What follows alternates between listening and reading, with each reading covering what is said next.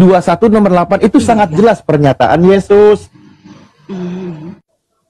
Baca coba Bu Darni. Lukas 21 nomor 8. Waspadalah. Ya ini sama paralel betul. Sama itu. Di sama. sini ini sama poinnya, kalimatnya sama. Waspadalah supaya kamu jangan disesatkan, sebab banyak orang akan datang dengan memakai namaku dan berkata akulah dia, dan saatnya sudah dekat, janganlah kamu mengikuti mereka.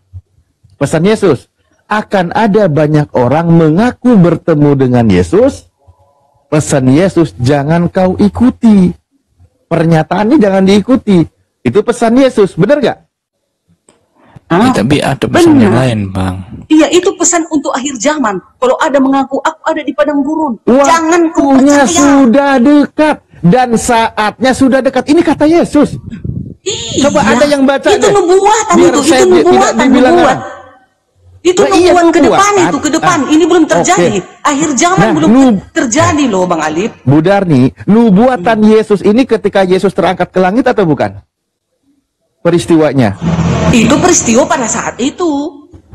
Peristiwa Yesus sebelum terangkat ke langit, dia berpesan ketika nanti dia pergi terangkat ke langit, maka dia berpesan nanti akan ada orang yang mengaku sebagai Yesus dan mengaku bertemu Yesus. Benar nggak kayak gitu poinnya? Dia mengatakan itu nanti kelak di akhir zaman. Kalau ada orang Saatnya mengaku sudah ada di sini, dekat. jangan kau Ini percaya. ini sudah Kedatangan akhir Yesus zaman kepada atau belum? Paulus belum akhir Bu Darni, zaman. Bu Darni, ini sudah akhir zaman atau belum? Belum dong, belum. Ini sudah masuk zaman akhir, Bu Darni. Masuk zaman, masuknya iya. Tapi kedatangan yang kedua kali belum terjadi. Kita belum tahu. Lah, itu Kita nggak dia tahu kapan Yesus kedatangan datang. Bisa dia datang jam 3 malam, bener-bener. bisa dia datang seperti pencuri. Kita nggak Lah, tahu. pesan Yesus, kalau ada yang mengaku bertemu dengan Yesus, jangan percaya. Anda setuju atau tidak? Setuju. Kelak di akhir zaman ya, untuk akhir zaman ya, nanti kedatangannya yang kedua kali. Maksudnya di sini di ayat Matius 24 ayat 23 sampai 27 ini Kalau begitu, mengarahkan kalau kedatangannya begitu, yang kedua kali. Kalau begitu berarti Yesus datang berkali-kali. Ya, suka hatinya bisa datang ke setiap manusia secara pribadi, tetapi secara global belum. Ya kalau Akhir sudah zaman main suka itu hatinya ya semua repot. mata memandang Padahal seluruh Yesus bangsa, itu akan seluruh pergi. bangsa. Ini kan enggak Setelah loh, Yesus kalian ini. pergi, itu yang kesalahan akan kalian datang satu itu salah. bukan Yesus. Itu pengakuan Yesus. Oke, Ustadz Alif, izin, Ibu Darni mungkin bisa gantian ya, Bu Darni ya, sabar ya, Ibu Darni. Ya, ini silakan. Ya, minum kopi dulu. menguatkan pernyataan Bu Darni. Ya, silakan Bang Admin sama pencari ilmu mungkin. Ya, bisa. gini. Jadi ada juga perkataan Yesus yang lain di Yohanes 14:21. Yesus sendiri yang mengatakan, aku akan mengasihi dia dan menyatakan diriku kepadanya. Jadi apa yang dialami oleh Paulus dari sudut pandang kekristenan itu bukan kedatangan kedua, melainkan penyataan secara pribadi atau secara rohani. Lagian peristiwanya kan juga berbeda. Yang dilihat itu sudah ganti pemain, Gurunda masuk Gurunda. Iya. Sementara Gini yang dulu, saudara. Yesus ketika ditanya apa tanda kedatanganmu, boleh ndak saudara menjawab saya tanda kedatangan Yesus itu apa saja? Menurut Matius 24.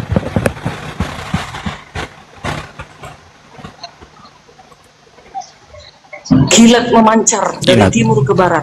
Nah, selain daripada itu, kata Yesus percaya atau jangan percaya?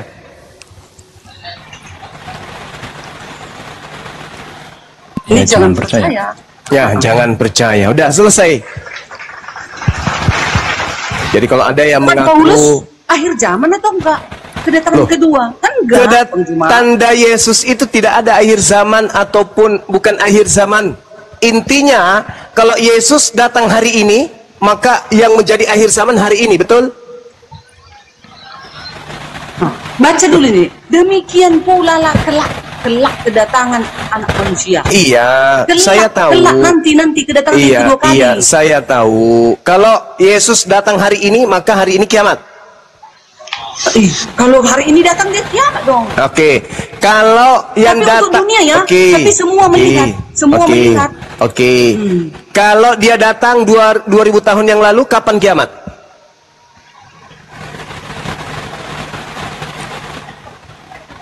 Itu belum kiamat kedatangannya. Enggak, saya tanya, Pertama. kalau Yesus yang datang 2000 tahun yang lalu, kapan kiamat?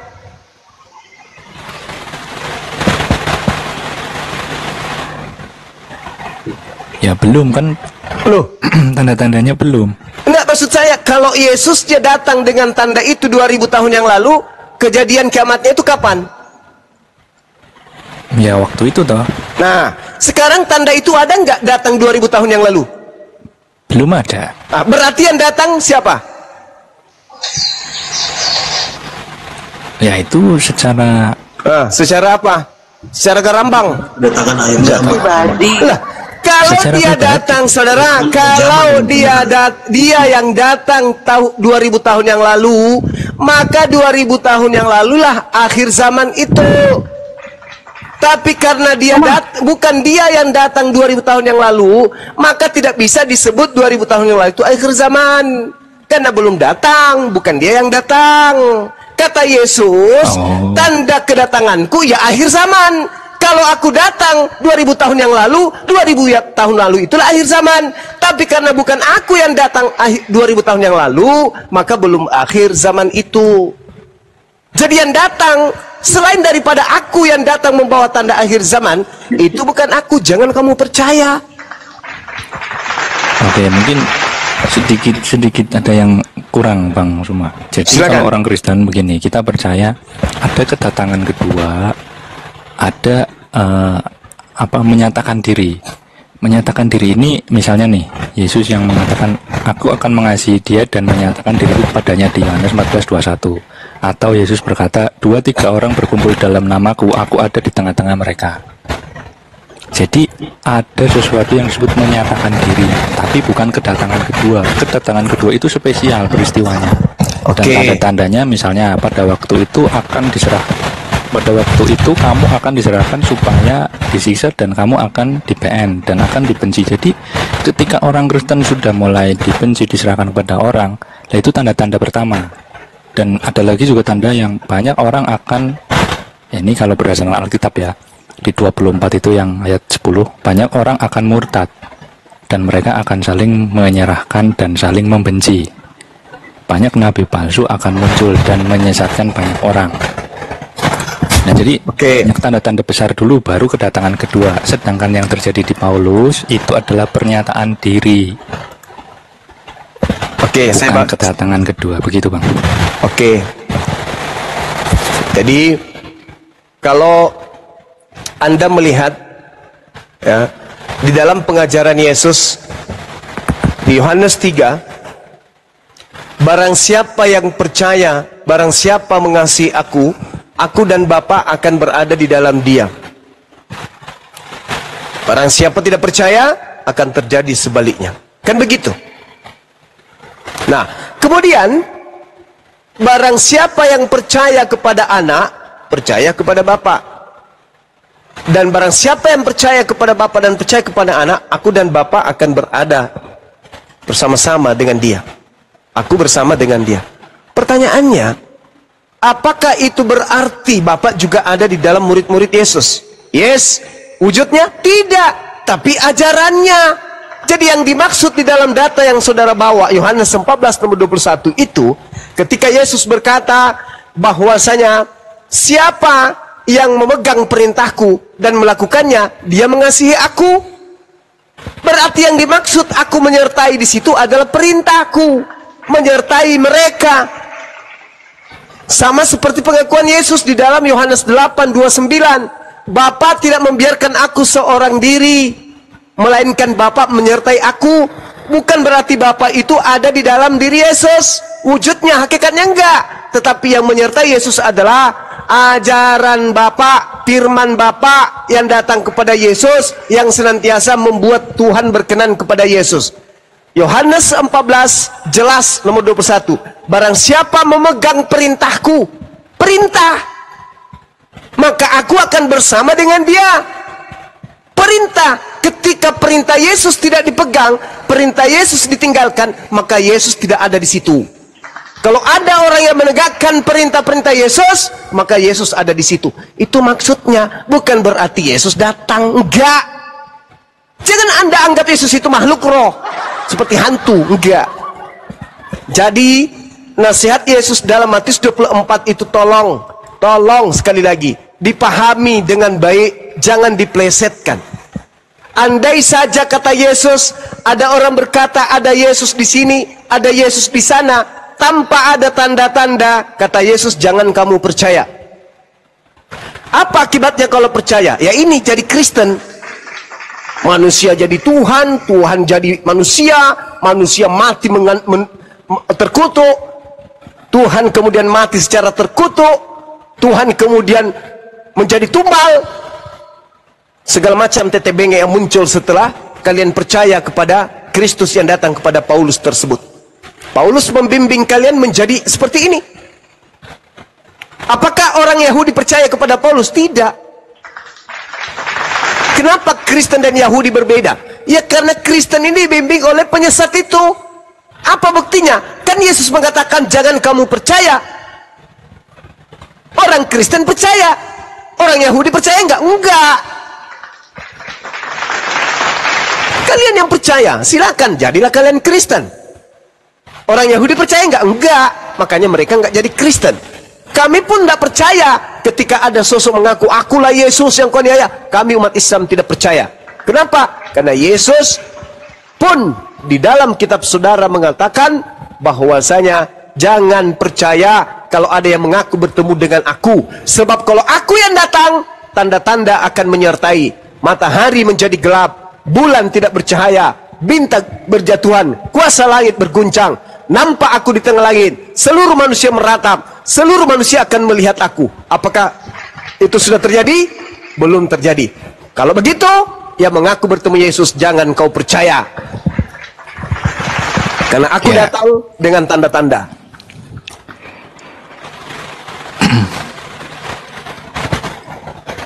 Nyambung dong semua.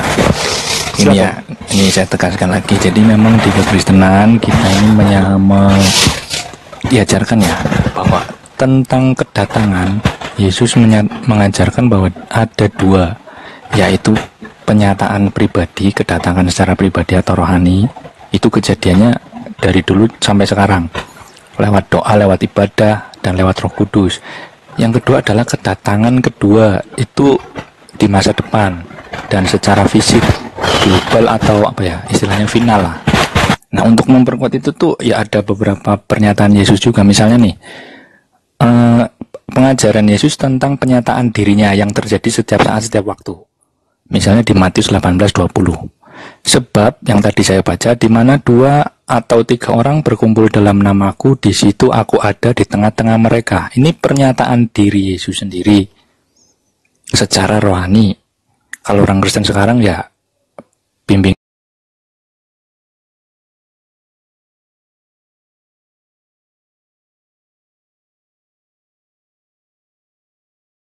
kehadiran secara rohani melalui Roh Kudus. Yesus hadir saat misalnya orang Kristen berdoa, bersekutu atau menyembah, dan terjadinya berulang-ulang secara pribadi, termasuk apa yang dialami oleh Paulus ini disebut penyataan diri secara pribadi. Sedangkan yang Bang Suma maksud di Matius 24:30 itu kedatangan kedua. Dan teksnya juga jelas kok. Mereka berarti semua orang.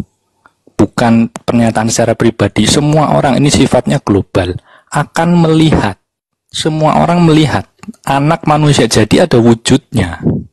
Anak manusia datang di atas awan-awan, dari awan-awan di langit dengan segala kuasa dan kemuliaannya.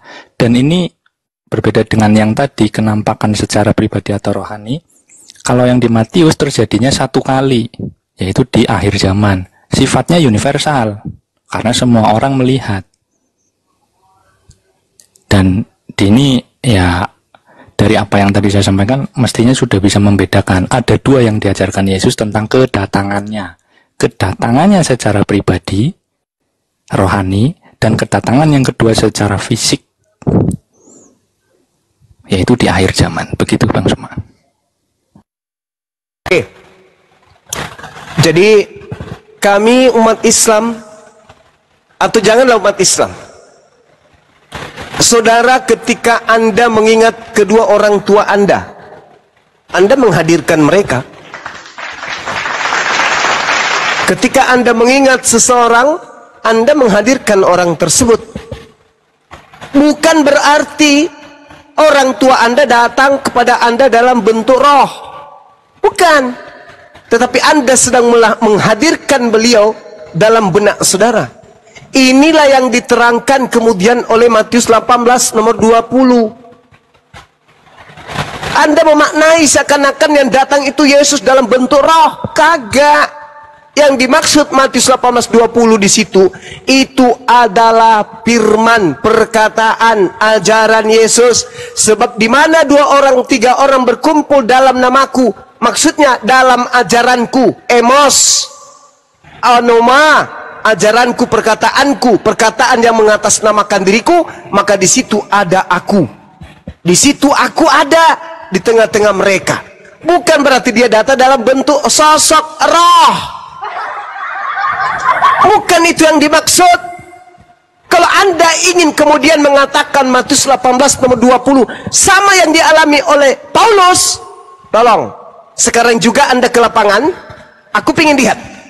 Tolong hadirkan Yesus di situ dalam bentuk cahaya, dan aku ingin lihat Bro Admin buta lalu pingsan kemudian seperti orang kena epilepsi.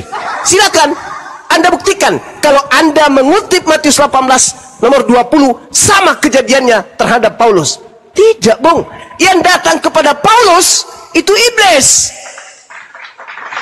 Coba sekarang Anda berkumpul sama orang Kristen, hadirkan Yesus. Apakah ada cahaya datang menyelimuti kalian? Apakah ada kemudian di antara kalian mencari buta? Apakah ada kalian kelopak-kelopak, kerasukan? Gak ada itu. Yang dimaksud Matius 18:20 menghadirkan Yesus dalam bentuk pengajarannya, bukan sosok hantu yang datang. Sedangkan yang terjadi di Paulus itu setan. Lukas 10:18, aku melihat setan jatuh dari langit dalam bentuk cahaya. Sedangkan Yesusnya membedakan, kalau aku yang datang cahayanya bukan untuk satu orang, cahayanya dari timur sampai ke barat seperti matahari. Semua manusia akan melihat. Apakah itu terjadi kepada Paulus? Tidak. Anda beralibi, Anda berasumsi. Oh ada Bang, Matius 18:20, barang siapa yang berdoa dalam namaku, aku akan hadir di situ. Oke, silakan Anda lakukan, praktekkan itu. Anda akan mendatangkan Yesus, Anda akan mengingat dia, ingatan Anda tertuju kepada Yesus. Tapi tidak ada juga cahaya dari langit menyertai Anda, bukan? Jangan lebay kayak Paulus. Enggak ada juga Anda buta kan 3 hari. Enggak ada juga kemudian kayak orang kerasukan setan, Anda langsung kelepek-kelepek jatuh ke tanah kan? Enggak kan? Enggak sampai segitu kan? Enggak kan? Berarti yang dimaksud Matius 18:20 berbeda dengan kejadian yang terjadi terhadap Paulus. Yang terjadi terhadap Paulus itu, itulah yang dikatakan oleh Yesus. Apabila ada orang berkata, bertemu dengan aku, jangan kamu percaya. Sekarang kalau Anda masuk ke gereja atau masuk ke dalam bilik Anda, habis itu Anda keluar, Paman, ya, aku tadi bertemu dengan Yesus loh. Yang kami tahu, Anda bertemu dalam bentuk, Anda mendatangkan dia dalam pikiran saudara. Tidak datang dalam bentuk hantu. Aku Yesus. Bukan kayak gitu kan? Itulah yang minta Yesus dihindarkan. Supaya jangan kemudian mengajarkan kepada orang lain bertemu Yesus di padang gurun. Dan kalau ada yang mengaku itu kata Yesus, jangan kau percaya.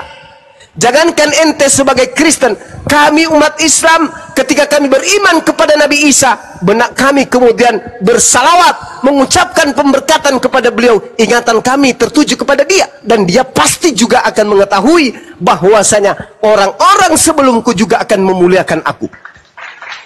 Orang-orang setelahku maksudnya akan memuliakan aku. Karena siapa? Karena roh kebenaran akan mengajarkan mereka untuk memuliakan aku. Itu real di dalam kitab saudara. Jadi kalau Anda mengatakan sama dengan Paulus mengingat Yesus, berdua berbicara dalam nama Yesus sehingga Yesus, oh salah Anda, nggak nyambung. Yang dimaksud Yesus bukan itu. Yang dimaksud itu bukan itu yang dimaksud Yesus. Kami pun bisa menghadirkan Yesus dalam pikiran kami. Yesus seorang nabi membangkitkan orang mati ketika dia di tengah-tengah Bani Israel. Iya, tergambar itu. Ajaran Yesus itu tergambar. Tapi kalau saya mengatakan, aku ketemu dengan Yesus ketika aku lagi mancing di sungai. Yesus datang dalam bentuk cahaya dan berkata, akulah Yesus yang kau aniaya. Itu beda, saudara. Itulah yang harus dihindarkan. Kenapa Anda nggak percaya kepada Yesus ketika Yesus menasihati? Jadi apabila ada orang berkata ada Yesus di sini, ada Yesus di sana, jangan kamu percaya. Apabila ada orang berkata ada Mesias di padang gurun, ada Mesias dalam bilik rahasia, jangan kamu percaya. Sebab dijawab oleh Yesus, Yesus palsu, Kristus palsu akan bermunculan dan akan melakukan trik penyesatan berupa mukjizat sekiranya mungkin menyesatkan banyak orang. Iya. Oke Bang Suma, gini Bang Suma. Iya, silakan. Lagi. Ya enggak apa-apa lah, memang yang diajarkan di kekristenan itu begitu, kedatangannya ada dua. Nah sekarang saya mau membuktikan pernyataan Bang Suma. Tadi mengatakan, Yesus kan mengatakan pada waktu itu jika orang berkata kepada kamu, lihat Mesias ada di sini atau Mesias ada di sana, jangan kamu percaya. Itu perintah Yesus, dan saya yakin itu juga menurut Bang Suma perintah Nabi Isa. Nah pertanyaan saya, bagaimana kemudian Bang Suma misalnya begini, mohon maaf nih karena Bang Suma juga Muslim ya. Di Muslim kan juga diajarkan bahwa Nabi Muhammad bertemu di langit kedua. Bagaimana Bang Suma kemudian malah bisa percaya begitu? Padahal perintahnya jelas. Pada waktu itu jika orang berkata kepada kamu, lihat Mesias ada di sini, Mesias ada di sana, jangan kamu percaya. Bagaimana Bang Suma kemudian bisa percaya? Silakan. Oke. Sebenarnya begini, saudara Bro Admin, kalau Anda pernah belajar tentang Bible, mengikuti saya yang belajar Bible, Matius 24 nomor 23 itu tidak ada kata lihat di situ, Bung. Itu penambahan Lembaga Bible Indonesia. Sedangkan kalau Anda melihat aslinya, di situ hanya tertulis, pada waktu itu jika ada orang berkata kepada kamu, Mesias ada di sini, Mesias ada di sana, jangan kamu percaya. Nah, sekarang kamu di situ siapa? Kan Yesus ditanya oleh orang-orang Farisi yang ada di Bukit Zaitun. Apakah orang-orang Farisi, apakah murid-murid Yesus yang ada di Bukit Zaitun datang kepada Nabi Muhammad? Atau Nabi Muhammad datang kepada mereka yang hidup di abad pertama di Bukit Zaitun? Jadi nggak nyambung. Yesus sedang menasehati muridnya Bani Israel. Jangan kemana-mana kawan. Yesus sedang ditanya oleh manusia yang hidup abad pertama. Bagaimana mungkin Nabi Muhammad datang ke sono, bertanya, mengatakan kepada orang yang ada di Bukit Zaitun itu, murid Yesus, iya paman, aku bertemu dengan gurumu di langit kedua loh. Oh ya? Tidak masuk. Bukan itu yang dimaksud Yesus. Yesus ditanya sama orang Farisi, sama murid-muridnya di Bukit Zaitun, guru, apa tanda kedatanganmu? Nah, mendengarkan itu Yesus langsung bilang apa? Waspada. Tuh, langsung diminta murid pertama, angkatan pertama di abad pertama di tahun 30 sampai 33 langsung di blokade oleh Yesus. Waspada. Kalian harus waspada kepada penyesat yang datang kepadamu. Penyesat yang datang kepadamu. Nabiku Nabi Muhammad tidak pernah datang kepada orang-orang yang ada di Bukit Zaitun. Terlalu jauh. Anda harus bertanya, siapa oknum di luar murid Yesus yang datang kepada mereka mengaku bertemu dengan guru mereka, Paulus. Kenapa nggak nyambung? Di situ sudah sangat jelas. Jadi Paulus yang datang ke tanah Yudea, Paulus yang datang kemudian kepada orang-orang Yahudi, mengajarkan kepada mereka, aku bertemu dengan Yesus loh. Murid-murid Yesus tidak percaya karena terlanjur sakit hati, dianiaya. Kata gurunya, waspadalah kepada penyesat yang datang kepadamu dengan memakai namaku dan berkata, akulah dia. Saatnya sudah dekat, jangan kamu percaya. Sebelum itu terjadi, kamu terlebih dahulu ditangkap, dianiaya, dipenjara, disesat, dihadapkan kepada raja-raja. Lalu setelah itu dia aniaya. Habis dia aniaya, sang penganiaya datang. Shalom alaikum. Paulus yang telah menganiaya kami. Ada apa Paulus? Aku sudah bertaubat loh. Kenapa bisa bang? Aku bertemu dengan gurumu di padang gurun. Kira-kira muridnya percaya nggak? Sedangkan mereka sebelum teraniaya sudah disampaikan, hati-hati penyesat akan datang kepadamu dengan memakai namaku. Tapi penyesatnya sebelumnya menganiaya kamu dulu. Kira-kira si murid percaya nggak? Murid, iya Paulus, aku yang menganiaya kamu. Iya tahu. Terus aku ketemu dengan gurumu lo. Oh ya? Apa kata guruku? Aku ditunjuk jadi rasul. Oh gitu. Setelah kamu puas menganiaya kami, sekarang kau jadi rasul. Enak kali kau. Kami yang berdarah-darah, kami yang bersama dengannya. Kok milik kamu? Gak benar guru kami ini. Pilih kasih. Kamu yang menganiaya kami. Yes. Kamu yang memenjarakan kami. Iya. Kamu punya niatan membunuh kami. Iya.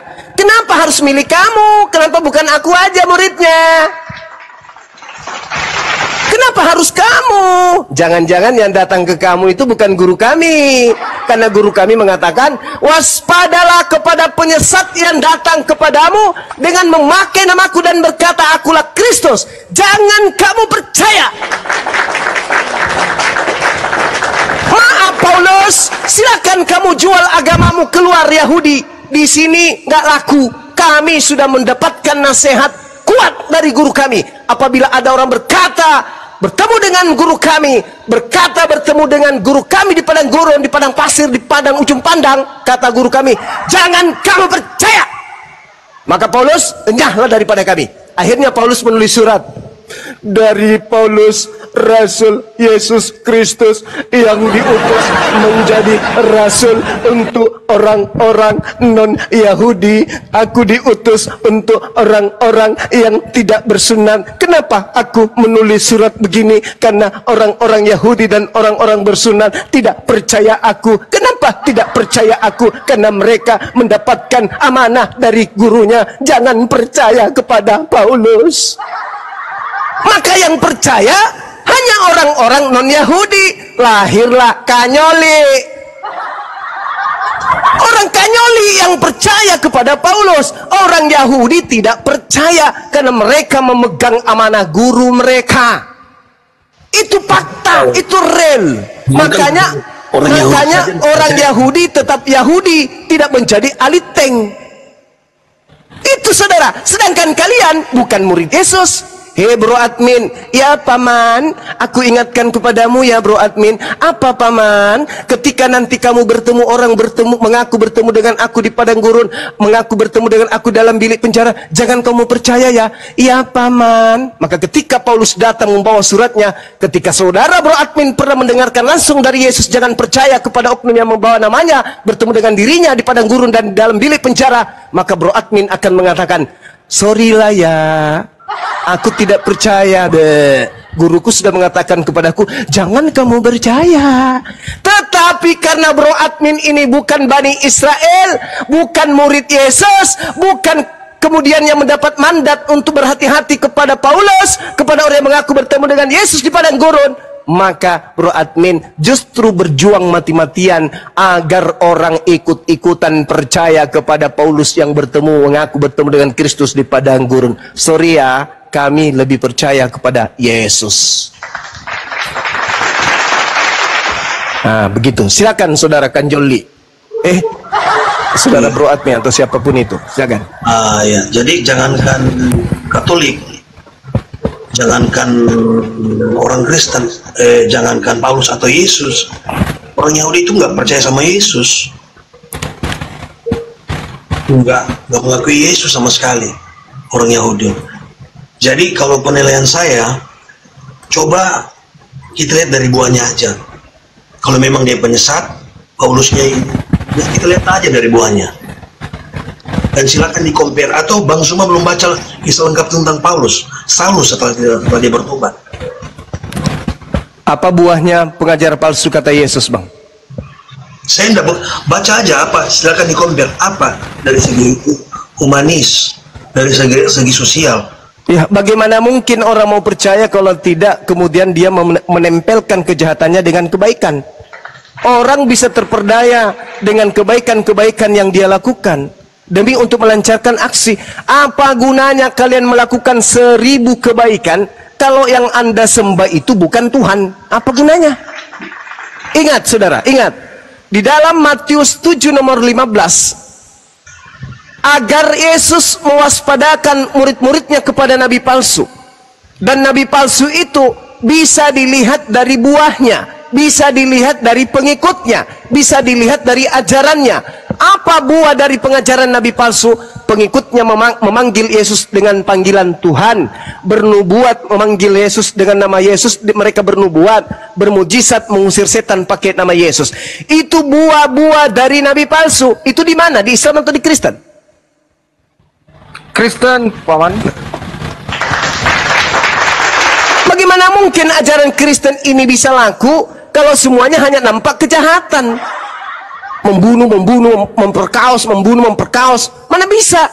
Tidak akan ada yang bisa disesatkan.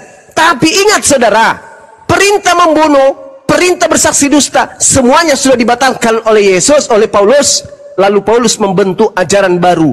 Sekarang kalau Tuhan mengatakan, jangan ada ilah lain di hadapanku, atau jangan itu, jangan kau membunuh, kata Tuhan. Lalu Paulus membatalkan perintah itu. Perintah dalam Taurat dibatalkan Paulus. Di dalam Efesus 2 nomor 15, dengan matinya Yesus, segala perintah dalam hukum Taurat dibatalkan. Lalu Paulus bikin perintah baru, jangan kau membunuh. Orang Kristen mentaati tidak membunuh, ikut Tuhan atau ikut Paulus? Ikut Paulus. Sama-sama bagus. Perintahnya jangan membunuh. Sama-sama bagus. Tapi Kristen tidak membunuh bukan karena taat kepada Tuhan, tapi taat kepada Paulus. Tuhan Bani Israel mengatakan jangan membunuh. Batal. Batal. Tidak ada lagi kau perintahmu. Sudah, stop. Dengan matinya Yesus di atas salib, perintahmu batal. Sekarang saya menggantikan kau bikin perintah baru. Kata Paulus, jangan kalian membunuh. Itu perintah baru tuh. Isinya sama, tapi yang memerintahkan beda. Satu perintah Bapak udah dibatalkan, pasang badan dia. Hei, kalian, jangan membunuh. Berdasarkan apa? Berdasarkan kasih. Kasih apa? Yesus mati untuk kita, maka jangan kalian membunuh. Akhirnya apa yang terjadi? Kristen taat kepada siapa? Kepada Paulus. Iblislah yang menjadi bapakmu dan kamu mau melakukan keinginan-keinginan bapakmu tersebut. Dia adalah pembunuh manusia pada awal mula. Dan apabila ia berkata, dia tidak berkata dengan kebenaran, dia tidak berkata dengan firman Tuhan, melainkan atas dirinya sendiri.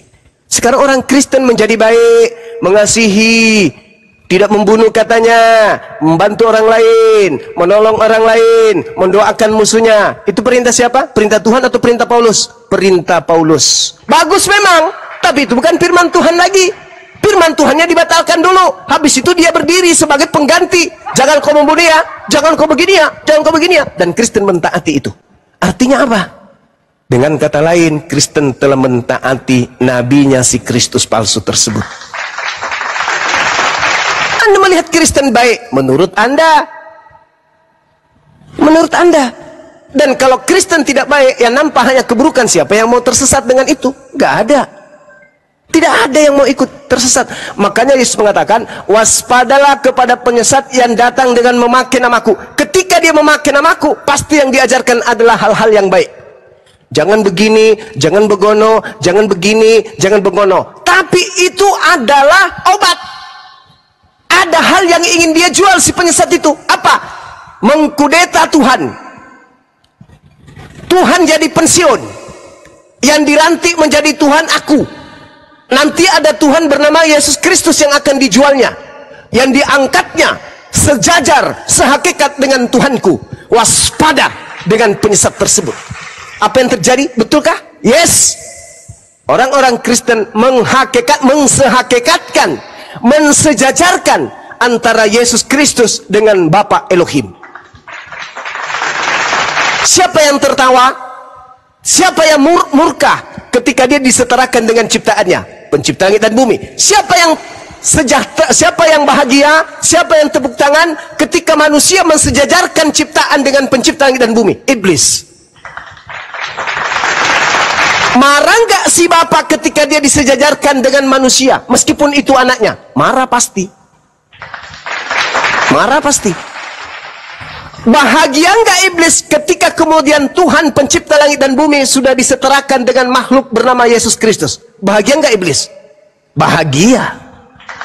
Siapa mereka yang telah mensejajarkan Yesus Kristus dengan pencipta langit dan bumi? Korban iblis. Siapa? Siapa pengikutnya? Kristen. Sederhana itu. Sederhana. Maka Kristen mengatakan Tritunggal, Trinitas, Yesus dan Bapa satu, Yesus hakikat dengan Bapa, Bapa esa, maka Yesus juga esa, Yesus hakikat dengan Bapa. Siapa yang tertawa ketika Anda mendudukkan Yesus Kristus ini sehakikat dengan pencipta langit dan bumi? Siapa yang tertawa? Siapa yang merasa merdeka? Siapa yang merasa menang? Bilisis. Itu yang senang. Sementara Tuhan mengatakan apa? Jangan ada ilah lain di hadapanku. Hendak dengan siapa engkau mempersamakan aku sehingga kami sama. Engkaulah saksi-saksiku. Tidak ada Tuhan yang dibentuk menjadi daging. Tidak ada. Yesaya 43 nomor 10. Tidak ada Tuhan yang dibentuk sebelum aku dan tidak ada Tuhan yang dibentuk setelahku. Tapi Kristen muncul berdasarkan ajaran Paulus. Tuhan dibentuk dalam bentuk daging. Tuhan datang dalam bentuk manusia. Lalu manusia ini disehakikatkan dengan pencipta langit dan bumi. Na'udzubillah, summa na'udzubillah. Padahal Yesus mengatakan apa? Yohanes 17 nomor 3. Hidup kekal itu adalah mereka mengenal engkau satu-satunya Tuhan dan mengenal aku Yesus Kristus sebagai utusan.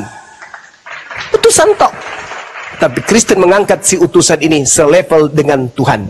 Inilah yang menjadi keberhasilan iblis. Makanya Yesus mengatakan, waspadalah kepada penyesat yang datang kepadamu dengan memakai namaku. Dia akan menyesatkan banyak orang. Kalau saudara Kristen berkata, kami Kristen bukan disesatkan oleh Kristus palsu, tolong tunjukkan mana orang banyak yang disesatkan oleh Kristus palsu itu dan apa nama kelompok tersebut. Silakan. Oke Pak. Paulus, setelah Bapak menunjukkan bahwa dia penyebab. Syukran saudara Bambung. Barakallahu fik. Saudara Sul, barakallahu fik. Lanjut. Dia penyebab orang Kristen percaya kepada Paulus. Bapak mengatakan membuat Bapak di surga menjadi marah. Nah, Paulusnya dapat apa dari yang dia lakukan? Untuk menipu ini dia dapat apa? Oke. Saya jawab. Selanjutnya ada pertanyaan selanjutnya. Dan juga begini. Masuk akal enggak orang lagi dalam posisi enak difasilitasi? Saya percaya juga Anda juga tahu bahwa tujuan Saulus membantai umat Kristen di awal-awal itu, saya percaya Anda juga tahu alasannya. Nah, ngapain dia lagi di posisi enaknya difasilitasi? Terus tiba-tiba dia ninggalin itu? Apa faedahnya? Bahkan dia harus sampai kelaparan, sampai masuk penjara. Harusnya dia dengan posisi dia harus terus membantai orang yang menyembah Isa itu dong. Harusnya kalau orang mau suka aman, ngapain dia harus sampai tersiksa begitu? Dia tinggalin itu, dia masuk penjara berapa kali, hidupnya susah, kelaparan bahkan, dipasung. Ngapain dia harus seperti itu? Dan buahnya toh, secara saya sudah jelaskan sebelumnya tadi bahwa dia pengajarannya lebih baik secara sosial. Itu loh. Oke, saya jawab. Oke, silakan. Oke, Anda bertanya, apa manfaatnya bagi dia? Bagaimana dengan iblis? Apa manfaatnya bagi iblis? Tak ada. Iblis rela menerima neraka kekal demi untuk menyesatkan. Begitu juga dengan Paulus. Mazmur 58 nomor 3 Anda baca. Sejak di dalam rahim orang fasik itu menyimpang.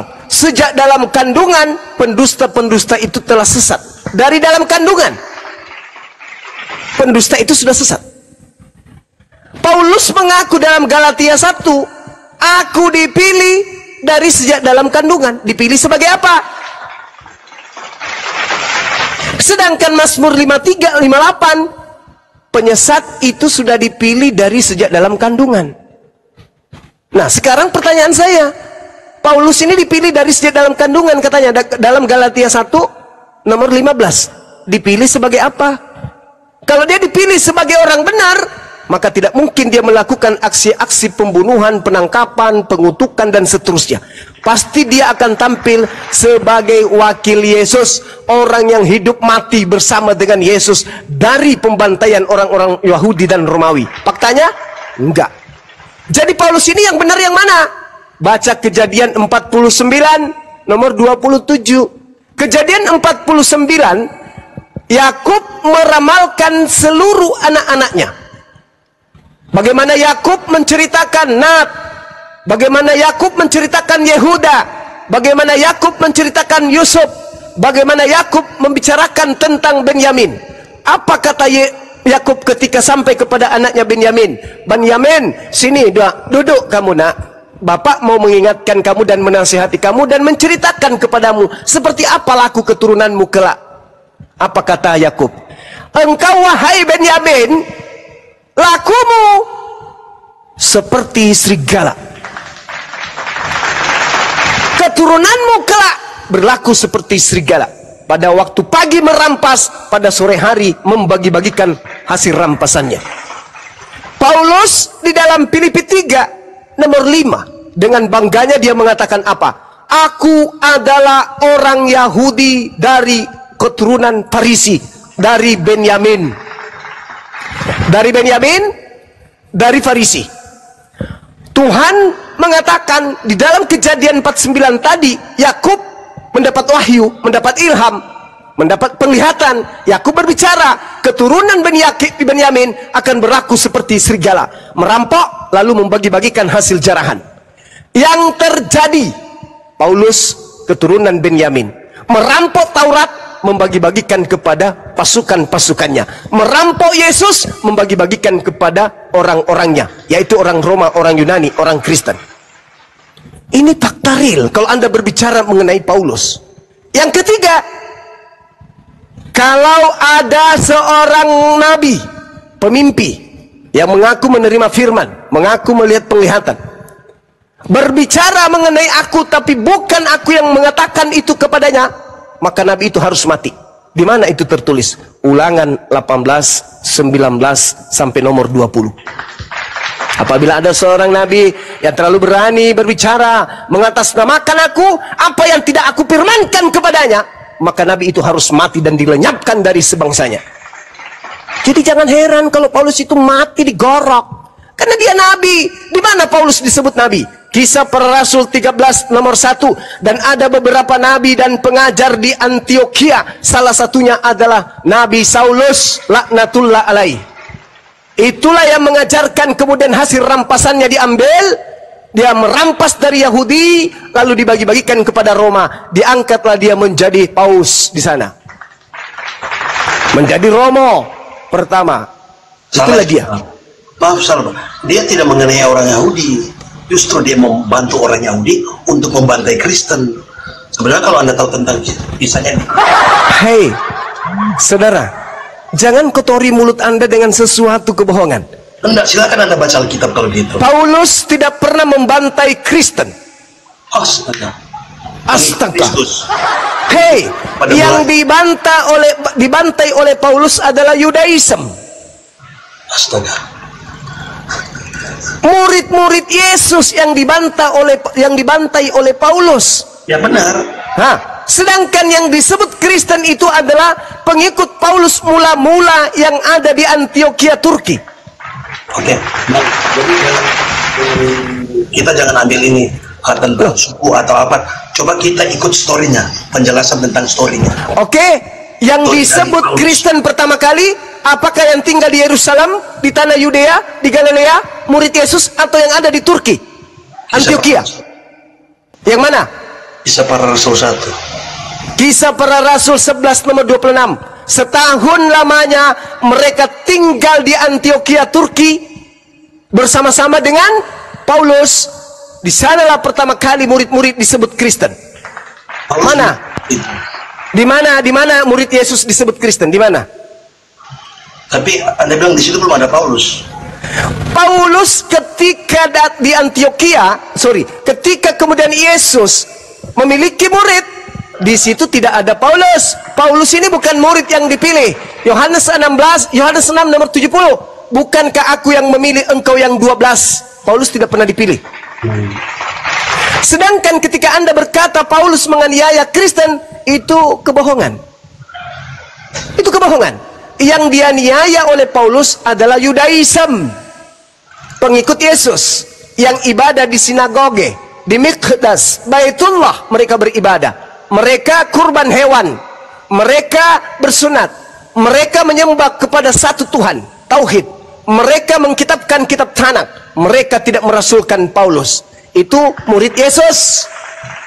Sedangkan yang disebut Kristen berbeda. Anda baca Kisah Para Rasul 24 nomor 5. Paulus ini adalah penyakit sampar yang telah menyesatkan orang-orang Yahudi di dunia beradab, dan dia adalah tokoh dari agama Kristen. Nah, awalnya pengikut Paulus yang pertama kali disebut Kristen di Antioquia, Turki. Dialah yang disebut Kristen pertama kali. Ingat saudara, Paulus mengaku di dalam Galatia 2 suratnya nomor 8. Apa kata Paulus? Aku diutus kepada orang-orang yang tidak bersunat. Berarti bukan di Yahudi. Dan dia tegaskan dalam suratnya Galatia 1 nomor 15. Aku diutus menjadi rasul bagi non-Yahudi. Jadi yang disebut Kristen itu adalah non-Yahudi, bukan Yahudi. Beda antara Yahudi dengan Kristen. Beda antara Yahudi dengan Nasrani. Beda. Pahami itu dengan baik. Jadi yang disebut Kristen murni 100% pengikut Paulus setelah Paulus bertemu dengan sosok Kristus yang terkutuk di atas salib. Jangan Anda samakan antara pengikut Yesus dengan pengikut Paulus. Pengikut Paulus adalah Kristen, sedangkan pengikut Yesus adalah Yudaism. Beda itu, Bang. Tapi masalahnya, Pak, Yudaism itu tidak percaya Yesus. Yes, tidak percaya kalau Yesus itu adalah Mesias. Iya, benar. Sedangkan yang dari awal itu percaya bahwa Yesus itu adalah Mesias. Makanya karena Saulus ini dari golongan orang-orang Yudaisme, yaitu orang-orang Farisi, pakar-pakar agama di dalam golongan mereka, maka Saulus ini disuruh untuk membantai mereka. Itu loh storynya. Kalau saya bawa, Bapak baca aja storynya di Alkitab loh. Ini saya berasumsi lewat Alkitab. Orang Yahudi tidak percaya Yesus itu adalah Kristus. Betul. Oke. Orang Kristen percaya Yesus itu Tuhan. Benar. Untuk yang begitu pun muridnya di awal. Itu alasannya sampai harus bertindak. Storynya memang begitu, Pak. Apakah sama antara Tuhan dengan Kristus? Ya, Kristus itu Tuhan dong. Ini Kristus itu bahasa Yunani Kristos, sedangkan bahasa Ibrani adalah Mesias. Mesias itu bukan Tuhan. Mesias itu manusia yang diurapi Tuhan. Itu Mesias. Hanya untuk itu sampai Paulus bertemu. Iya, berarti orang Yahudi menunggu manusia, bukan menunggu Tuhan. Iya, saya prosesnya story-nya. Sekarang begini, orang Kristen dapat konsep bahwa Mesias itu adalah Tuhan itu konsep dari mana? Dari Yesus sendiri yang menyatakan di 4 Injil sinopsis. Saya ulang, di mana Yesus mengatakan kalau dirinya itu adalah Mesias, itu adalah Tuhan? Akulah Mesias. Ya, Mesias, akulah manusia yang diurapi Tuhan. Nah, ada masalah. Yang saya tanya, dari mana Kristen mendapatkan ilmu Mesias itu adalah Tuhan?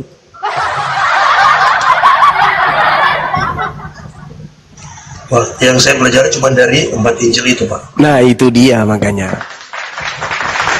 Makanya Yesus berkata, waspadalah kepada penyesat yang datang kepadamu. Ini akibatnya. Anda berbicara. Saya membenarkan pernyataan itu. Cuma saat ini saya berbicara tentang storynya Saulus. Ya, story Saulus kan sudah jelas tadi. Sekarang kalau Anda saya tanya nih, Isanya salah. Menurut Alkitab Isanya salah, nah seperti itu. Dia justru membantai orang-orang yang percaya bahwa Yesus mengikuti Yesus. Pengikut Yesus yang dibantai oleh Paulus. Yesus berkata, penyesat itu datang, tapi sebelum dia melakukan aksi penyesatan, terlebih dahulu kamu dibantai oleh dia. Di mana ayatnya, Pak? Matius 21 nomor 8 nomor 12. Matius 21 ayat berapa, Pak? Pastor? Lukas 21 nomor 8 nomor 12. Lukas 8 ayat 12. Ayat 8, Bang, nomor 8. Lukas pasal berapa, Pak? 21 nomor 8. Ya, Pak. Lukas 21 ayat 8. Oke. Ayo saya bacakan boleh, Pak, ya? Boleh, silakan. Oke, permisi. Berisi nasihat dari Yesus kepada murid-muridnya untuk berhati-hati dan jangan sampai disesatkan oleh orang-orang yang akan datang dengan namanya, mengklaim diri mereka sebagai Mesias dan menyatakan bahwa saatnya sudah dekat. Eksplisit sekali loh ini, Pak. Iya. Waspadalah supaya kamu jangan disesatkan, sebab banyak orang akan datang dengan memakai namaku. Namaku siapa? Yesus. Dan berkata, akulah dia. Dia siapa? Mesias. Ya. Saatnya sudah dekat, jangan kamu mengikuti. Murid-murid diminta mengikuti atau jangan mengikuti? Jangan mengikuti. Lalu dikatakan, tetapi sebelum semua itu terjadi, kamu akan ditangkap dan dianiaya. Kamu akan nomor 12-nya. Ayat 12. Oh ya, maaf. Tetapi sebelum semuanya itu, kamu akan ditangkap dan dianiaya. Kamu akan diserahkan ke rumah-rumah ibadat dan penjara-penjara. Artinya, antara penyesat, antara Yesus menasehatkan kepada muridnya dan masa antara muridnya dianiaya. Di situ Yesus menerangkan penyesat itu akan datang setelah murid-muridnya kemudian teraniaya. Pelakunya siapa? Yang melakukan penganiayaan terhadap murid Yesus. Artinya, ketika Yesus berkata, waspadalah supaya kamu jangan disesatkan, berarti murid ini akan disesatkan. Namun sebelum kamu disesatkan, terlebih dahulu kamu itu dianiaya. Setelah kamu dianiaya, kamu disesatkan. Pertanyaan saya, siapa yang menganiaya murid Yesus dan siapa yang datang kepada murid Yesus ngaku-ngaku kemudian sebagai utusan Kristus? Silakan. Nah, tadi yang untuk kali ini sudah disampaikan oleh kedua rekan saya sebelumnya, ini berbicara tentang akhir zaman, Pak. Akhir zaman berarti menurut saudara murid-murid Yesus yang hidup di abad pertama masih hidup sampai akhir zaman? Konteksnya itu tentang nubuatan. Loh, ini bukan nubuatan. Murid-murid bertanya kepada Yesus. Kata muridnya, Guru, bila manakah itu terjadi dan apakah tandanya kalau itu akan terjadi? Apa tandanya? Tandanya kamu dipenjara, kamu ditangkap, kamu dianiaya. Setelah itu penyesatnya datang. Kok jadi akhir zaman jadinya? Yesus sendiri mengatakan waktunya sudah dekat, jangan kamu mengikuti mereka. Kenapa akhir zaman? Maksud Anda akan datang orang ngaku-ngaku Yesus lagi? Hehehe, aku Yesus, aku Yesus. Anda akan menceritakan sejarah Paulus kedua gitu? Babak kedua, ada lagi orang yang mengaku Saulus, lalu kemudian orang itu menganiaya Kristen, lalu orang itu mengaku bertemu Yesus lagi di padang gurun dan di dalam bilik gitu. Ada lagi orang yang menuju ke Damsyik gitu, bikin babak baru lagi. Oh enggak, saudara, enggak begitu. Yesus diceritakan oleh Lukas, berdasarkan hasil penyelidikan Lukas, Yesus berpesan kepada muridnya yang bertanya, Guru, apa tandanya itu terjadi dan apa tanda kalau itu bakal terjadi? Bila manakah itu terjadi dan apa tandanya? Kata Yesus, waspadalah supaya kamu jangan disesatkan, sebab banyak orang akan datang dengan memakai namaku dan berkata, akulah dia. Saatnya sudah dekat, jangan kamu mengikuti mereka. Kamu di situ muridnya Yesus, bukan orang yang hidup sekarang. Kata Yesus, tetapi sebelum semua itu kamu akan ditangkap dan dianiaya. Terjadi gak kepada murid Yesus? Terjadi. Siapa pelakunya? Paulus.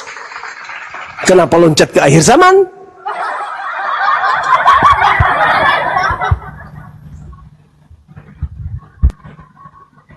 Itu saudara. Jadi coba kita pakai akal sehat kita. Kita gunakan kemudian kemampuan kita untuk menelaah isi Bible.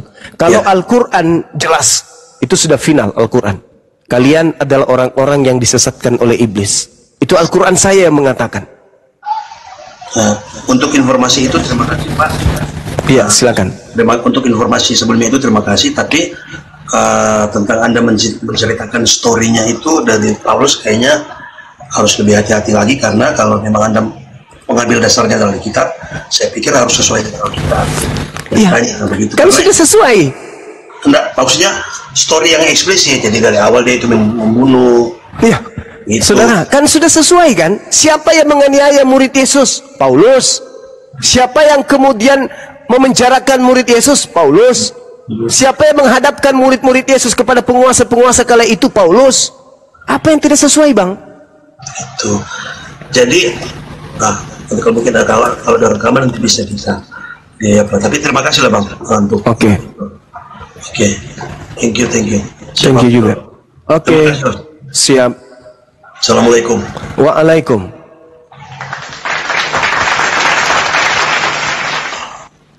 Silakan sahabat yang lain, saya ibadah sejenak.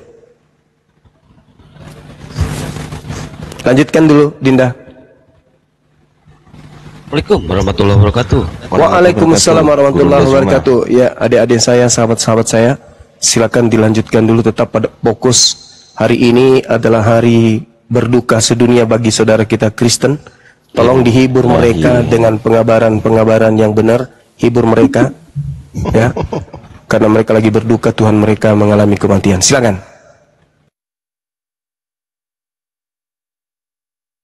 Iya. Tadi kita sudah mengucapkan juga. Innalillahi wa inna ilaihi rajiun. Semoga amal ibadah Tuhannya Kristen diterima oleh Tuhannya Islam. Bener gak sih? Kan Tuhan mati.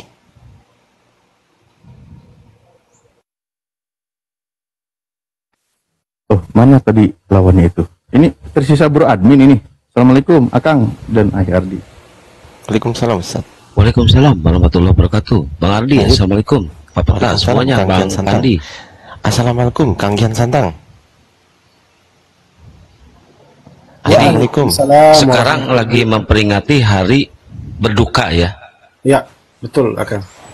Wah, si bro admin cepat lo mualaf bro admin. Ya, ini aku salam dulu ya jawabannya. Aku salam dulu ke Bang Fandi. Bang Fandi, assalamualaikum. Waalaikumsalam warahmatullahi wabarakatuh. Ustazah Ardiansa Arif. Ustazah, lanjut aja. Emang dua natur? Ngarang aja kan. Kan buat perempuan gimana? Ini bro admin coba bro admin kita kembali lagi. Bro, gimana Bang? Ya tanggapin itu tadi perdiskusian, fokus Udah sih kan tadi udah banyak juga sih. Ya yang jelas maksudnya memang berbeda kan ajarannya kan begitu. Oke, baik, berbeda ajaran. Nah, saya coba kembali, saya tadi sempat teringat ada beberapa keterangan di dalam kitab Anda bro admin. Jadi bahwa pernyataan-pernyataanmu Yesus datang bertemu itu bisa terbantahkan berdasarkan dalil yang tertulis di dalam kitab Anda. Contoh ya, saya ada yang tertulis di, ini pernah kita bahas juga, KPR 3 nomor 21 maaf. Apa di situ tertulis? Kristus itu harus tinggal di surga, tinggal di langit, ya kan? Sampai waktu pemulihan segala sesuatu. Yesus setelah dia terangkat ke langit, dia memang harus tinggal di langit. Dia tidak naik turun, bro. Dan sampai waktunya nanti dia akan datang lagi. Bahkan di situ dikatakan kan, sampai waktu pemulihan segala sesuatu. Jadi setelah Yesus terangkat ke langit, kitab Anda mengabarkan Yesus memang harus tinggal di langit sampai waktu pemulihan segala sesuatu. Nah, artinya di situ bro admin, yang sering datang, yang sering turun di situ bukan Yesus. Itulah yang Yesus katakan, waspada dan hati-hati yang ketika orang mengaku bertemu dengan Yesus. Kapan dia berpesan? Sebelum dia terangkat ke langit. Coba, pahami isi ayat kita, Bung.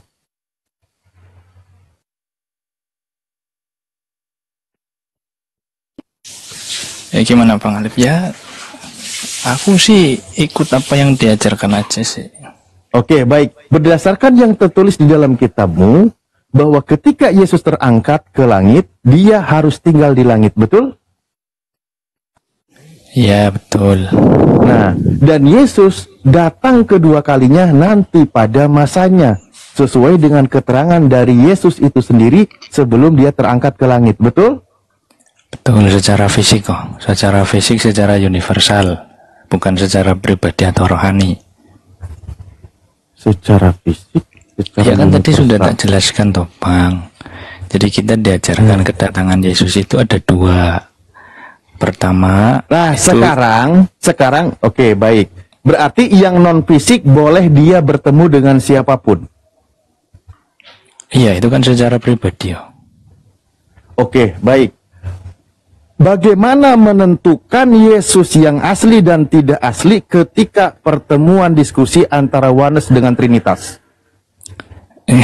Itu beda tema lagi itu udah. Itu udah beda tema lagi tuh. Gini loh, Bang. Iya, Yesus kan menyertai orang Kristen ketika berkumpul. Ada 2 orang Kristen, ada 3 orang Kristen, di situ ada Yesus. Dan dia membisikkan ajaran kebenaran, kan gitu. Nah sekarang nih sering Kristen itu berkumpul, membahas tentang posisi Yesus, membahas tentang siapa itu Yesus. Sampai detik ini mereka masih cakar-cakaran. Ini yang bermasalah ini siapa ini? Orangnya atau Yesusnya ini? Kalau Anda memang mengatakan Yesus bisa turun naik turun berkali-kali. Oke, saya tidak mengatakan naik turun berkali-kali ya. Loh, tapi penyataan dia kan berkali-kali. Ya, gini Bang, kan tadi udah tak jelasin. Memang kita diajarkan ada 2 kedatangan.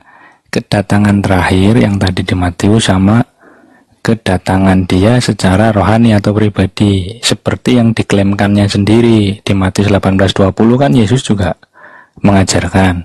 Sebab di mana 2 atau 3 orang berkumpul dalam namaku, di situ aku ada di tengah-tengah mereka. Ini secara rohani, tetapi... Nah, itu ngapain itu? Itu ngapain ada di tengah-tengah mereka itu ngapain? Ya hadir di tengah-tengah mereka secara rohani. Ya cuma nyaksiin doang, tidak membisikkan kebenaran, ya kan, tidak.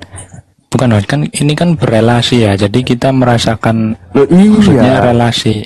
Contoh gini bro admin. Coba seandainya itu benar Yesus secara rohani datang membisikkan kepada orang-orang Kristen, mungkin sudah selesai perkara antara Oneness dengan Trinitas. Sudah selesai itu.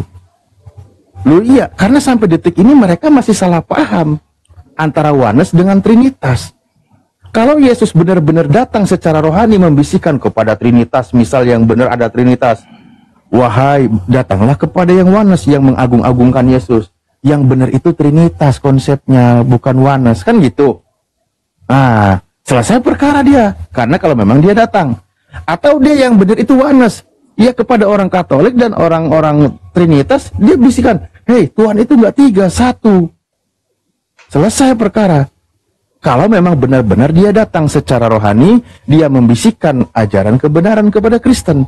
Bukan gitu konsepnya membisikkan gitu, kita nggak ada yang memberikan ilham kan. Makanya saya tanya, Yesus itu ketika ada orang Kristen kopdar bertemu 2-3 orang, dia datang di antara tengah-tengah itu ngapain?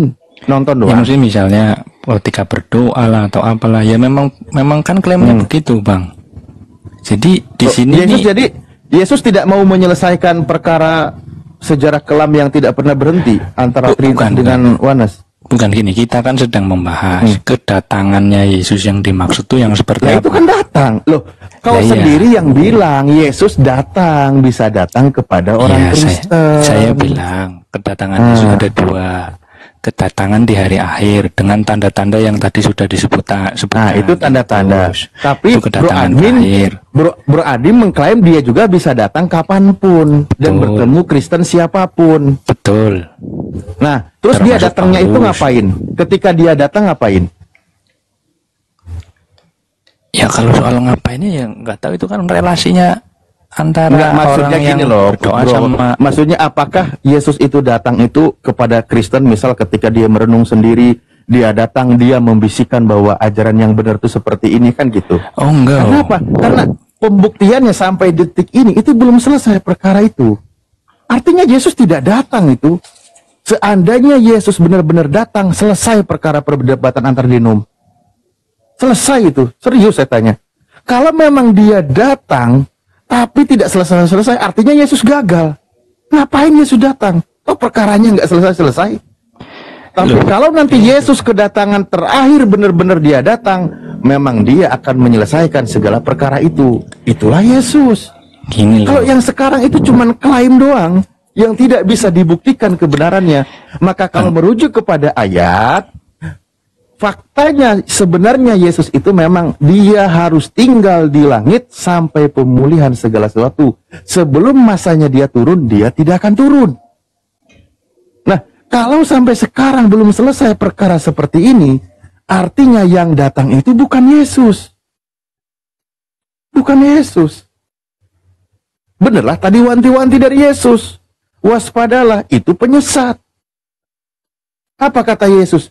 Apa kitab Anda? Di 1 Yohanes 2, nomor 18, 19. Memang penyesat itu berasal dari antara kita.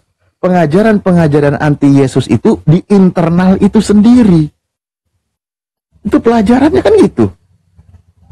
Nah, kembali kepada ayat tadi, maka kalau itu hanya ranah keimanan, sebuah ranah doktrin, sebuah klaim pengakuan bahwa Yesus itu datang kok, bertemu si ini, bertemu si itu hanya klaim sepihak. Bukan berdasarkan pernyataan Yesus, bukan berdasarkan ayat tertulis. Ayat tertulisnya, Yesus harus tinggal di langit, sampai pada masanya dia turun kembali. Ayat tertulisnya, Yesus mengatakan, kalau ada yang mengaku bertemu dengan aku, dan mengaku sebagai aku, jangan percaya. Nah, tapi itu semua diabaikan. Gitu. Oke, berarti Bang Alip percaya dengan ayat tertulis tersebut. Saya mengajak Bro Admin kembali kepada isi kitab Anda yang Anda imani. Lah iya, nah bukan mengajak begini, percaya saya harus mengimani kitab Anda. Bukan itu konteksnya. Iya, saya tahu maksudnya gini. Kan katanya yang tertulis demikian. Jadi yang datang itu bukan Yesus ya. Dari tadi sudah saya jawab. Di Kristen kita diajarkan, bahkan klaimnya Yesus sendiri, bahwa ada dua jenis kedatangan. Kedatangan secara fisik, mereka melihat anak manusia itu secara fisik. Dikatakan mereka berarti semua orang melihat dari langit-langit. Gitu loh, itu kedatangan yang kedua. Nah, kedatangan yang satu lagi itu secara pribadi. Oke, nubuatan Yesus itu sebentar Pak. Oke. Ya, jadi ada dua. Itu udah paham tadi. Oke, itu penjelasanmu kan. Ya, nah kemudian berdasarkan nubuatan Yesus itu dia berkaitan kedatangan secara fisik atau non fisik. Kemudian jenengan yang menyatakan bahwa ada tertulisnya itu Yesus harus ada di langit. Jadi yang tidak sesuai dengan teks itu disebut menyesatkan, begitu. Makanya saya bertanya, apakah berarti Bang Alip menyatakan